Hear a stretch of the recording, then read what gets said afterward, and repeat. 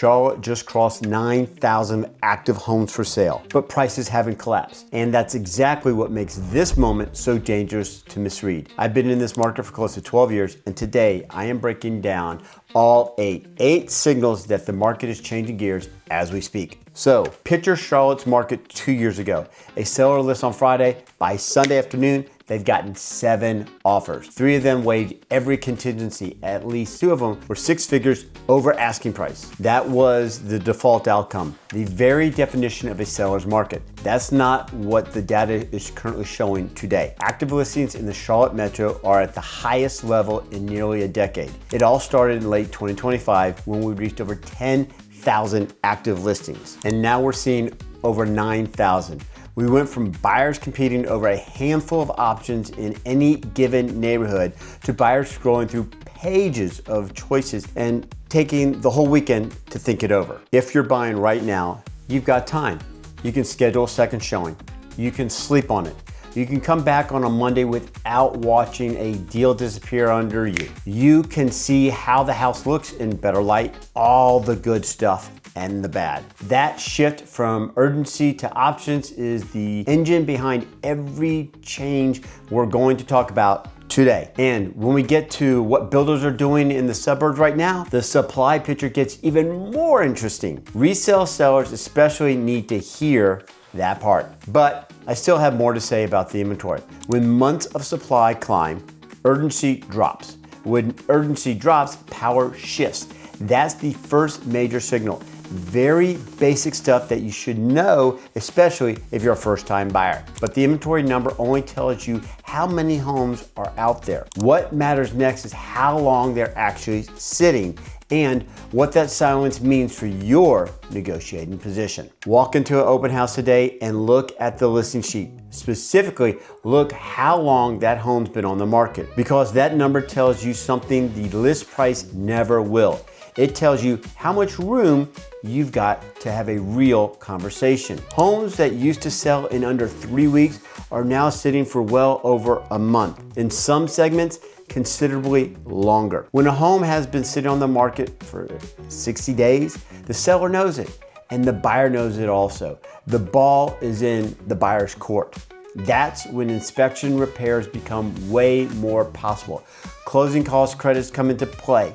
You get more price adjustments. But here's the thing. The experience is completely different depending on where you're looking. Myers Park, Eastover, the right addresses in Weddington, those are still moving fast. Trophy homes on premium lots in prestige neighborhoods are still clearing in 30 days or less. Buyers there need to be decisive. On the other side, condos and townhomes currently just sitting. Pending sales dropped significantly in this segment. Same city, completely different experience. So your strategy depends entirely on which Charlotte you're buying in. Now, when homes sit that long, something else starts to happen.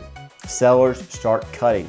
And the number of price reductions happens in this market right now tells a story you need to hear. Right about now is when people usually ask Mark, okay, so what does this all mean for my specific situation? If you're buying or selling in Charlotte right now and you want a read on where the leverage actually sits in your price range, reach out directly. My contact information is in the description. For now though, let's keep going. Sellers are testing the market right now and buyers are pushing back. You can see it happening in real time across active listings throughout the metro. At certain points in late 2025, more than half of all active listings in the Charlotte metro were carrying a price reduction. Think about what that says about who's setting terms in this market. Now, I want to be clear about what this actually means, because this is where a lot of people draw the wrong conclusion. Prices are not collapsing. What's changing is how homes are getting to their final price. Sellers are coming in optimistic, the market is pushing back, and a meaningful number of them are having to adjust and come together. But that's coming up. Let me finish this point first. Here's the deal.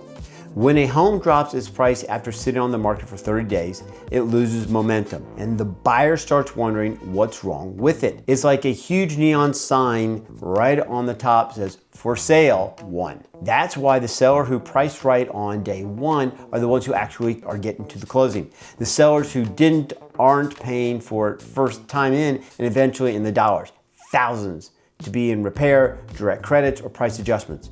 A price cut is a signal, and right now, buyers are reading these signals very carefully because not all parts of the market are responding the same way. Charlotte has 2 markets right now running side by side, and the line on the sand between them is impossible to ignore. On one side, you've got trophy tiers like Myers Park, Eastover, Foxcroft. The right address on the right street with the right lot.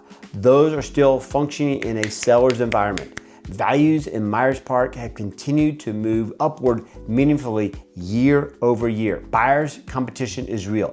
Days on market are short. If you're looking in this segment, none of what I said about leverage applies to you. You're still competing for homes, not negotiating on them. On the other side, you got move up and second tier luxury, suburban new construction corridors, townhome communities, and the mid to upper price ranges where the buyer pool is smaller, affordability is getting squeezed from both ends of the spectrum. That segment is seeing longer market times, more price adjustments, and buyers who know they've got room to ask and able to window shop a lot more, give or take. The entry level and mid-range single family market sits somewhere in the middle, and it happens to be exactly where new construction competes directly with the resales, which is where we're headed to next, because what builders are doing right now is putting a very specific kind of pressure on sellers that most people aren't accounting for. There is a decision happening at the kitchen table all over Charlotte suburbs currently. A buyer opens up 2 tabs. One is for resale home at roughly the same price they've been looking at for months. It needs a kitchen refresh, maybe some landscaping, but nothing drastic. The other is brand new home in a new community. Modern floor plans, builder warranty, designer finishes. At first, they're scared to check the price. And then they see the rate buy down. The one that takes hundreds of dollars off their monthly payment in the first 5 years of ownership. Come on now. Very easy choice, right? Builder in Charlotte suburb corridors are releasing new phases, opening new communities, and offering incentives that resale sellers simply cannot match out of pocket. They're offering rate buy downs, closing cost packages, upgrade credits, what have you. Some programs are sharing meaningful amounts of monthly payments for early buyers. Resale sellers who aren't accounting for this, the competitiveness, realty, are losing buyers they never even knew they were going after. But all those builder buy downs and incentives are designed to solve one specific problem. The same problem that's reshaping every price bracket in this market right now. Rates are running in the 6% range here in North Carolina right now. Forecasters largely expect them to stay in that territory through the rest of 2026. That's the ceiling this market is operating under, and it shapes everything beneath it in ways buyers and sellers sometimes don't see until they're already in the deal. Here's the practical translation. A half-point rate change on a home in the mid $500,000 price point can shift a buyer's percentage power by roughly 5%. That means someone who could comfortably afford a particular price point last year is now either stretching to get there or shopping a tier lower than they truly planned. It's why the move-up bracket is feeling the most friction. It's expensive enough to feel the affordable squeeze, but not exclusive enough to have the demand resilience of a true trophy neighborhood. Buyers in that range aren't doing math they were doing about 2 years ago. And when buyers do math instead of moving on emotion, the whole dynamic of offered conversations completely changed. Rates right now are the ceiling that determines how far prices can stretch. So what does it all mean when you actually have to make a decision? That's where we're going. I watched it happen hundreds of times back in 2021 and 2022. A reasonable, clean home, we're taking the barest of minimums, almost any neighborhood, almost any condition. List it Friday, multiple offers Sunday, close in 30 days, over ask. for 2 years. Almost any seller who showed up got rewarded. But now we're on the flip side. Sellers need to be a lot more strategic about how they go around their listings. Homes are now averaging well over a month to go under contract across the metro. Sellers are getting close to, but typically below the list price on average. Nearly 1 in 5 listings requires a price reduction before finding the right buyer. Those are signals of the market that started requiring sellers to earn the sale again. Buyers have options now, and they're using them. A barely clean home just doesn't cut it anymore. When turnkey homes exist at similar price points, buyers are passing on homes that need work. Location has always been decisive, but the gap between a strong street and a weak one is wider than it was when every street was truly in demand. And pricing discipline is more important than it has been in years. Charlotte shifted from urgency driven to value driven, a structural change, and it sets up everything you need to know about what to actually do right now. 8 signals, all pointing in the same direction. So let's talk about what you do with all of it. If you're a buyer, your biggest asset is time. In most segments, you've got all the time in the world. You can take a second look, ask for a full inspection, negotiate credits and repairs, all of that without the seller ghosting you.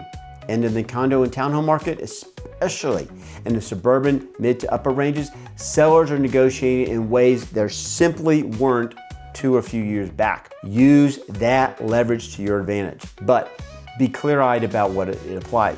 Right now, the right address in the prestige tier still moves fast and still rewards decisiveness. Know which market you're walking into before you make your move. Now, if you're a seller, here's the most important thing I can tell you right now. The seller who are winning entered the market price to be the most attractive option in that segment. Not let's test it and come down if we have to. The right price from day one before the listing goes stale. With roughly 9,000 or more homes competing for buyers right now, pricing is the leverage you control, and the feedback cycle is fast. 1 week overpriced becomes 30 days on market. 30 days becomes a price reduction. A price reduction signals weakness to every buyer who walks through that door after that. Be the affordable option in your price range.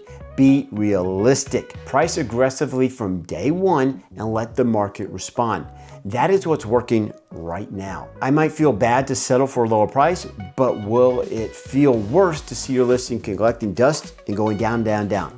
Trust me. Leverage just shifted in Charlotte, and the buyers and sellers who recognize that first are going to make better decisions than the ones who still operating like it's back in 2022. If you're ready to figure out exactly where you stand, whether you're buying, selling, or trying to time the market correctly, shoot me an email at mark@albrecht.com and I will build you a custom game plan before this window shifts again. If you're selling in this market and you think pricing and presentation are the only variables, there's a video I've linked here that covers that contract mistakes, buyer demands, and unclear agent terms that are costing Charlotte sellers thousands.